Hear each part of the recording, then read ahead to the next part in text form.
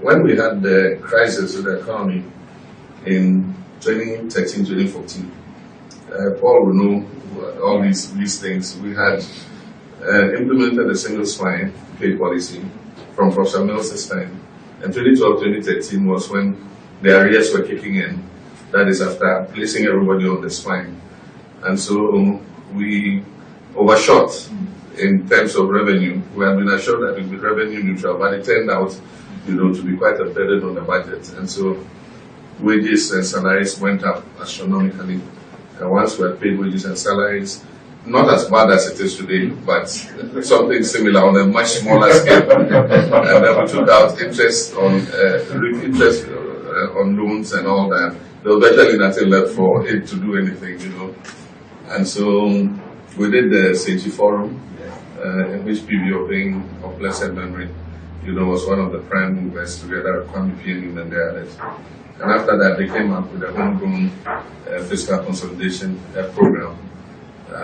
We tried to implement it, but the international investors, they didn't believe that we had the discipline to be able to do it.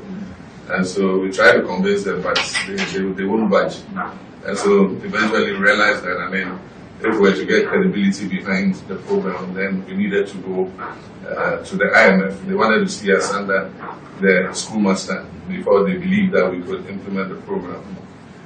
Now we started talking to the IMF, and they were stalling the program and extending the discussions, negotiations. After a finished meeting, it says, okay, and then they give you another day to meet about a month away. Meanwhile, it was critical to get this program locked in as quickly as possible. So one day, one of my frustrations, I was in Kumasi and I went to see him. And he asked me how things were going. And then I explained to him what was going on, And then I remembered that, he had quite some good friends in high places, So I just said, can you intervene in this thing? I know Jim will facilitate your friend. Can you, get him to speed up these negotiations for a program for us? And he readily accepted. And because of that request, he got ready. He called Jim Wilson. He took a flight. He flew, met him. They went together to Washington. And Jim Wilson took him to, at that time, the IMF director was Madame Lagarde. Yeah. And they went and saw her. And after the meeting, in a short space of time, things changed. And then suddenly, we had the extended credit facility, the ECF. And that is a program that turned the economy around, because I'm proud that under that program, in 2016, almost for the first time in our history, we did zero central bank financing of the budget. We didn't take one single cedi, from the central bank, and then we handed over, to the new administration.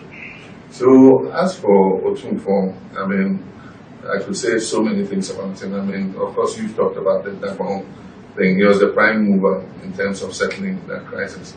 And that is because of the historical links that the stool he sits on has with those traditional authorities. Dabong and Ashanti have had those links historically. The same with Dabong and Unja, Dabong and Mapusi. So because of those traditional links, it made it easy for a person like him to be the interlocutor, to be able to restore peace. Yeah.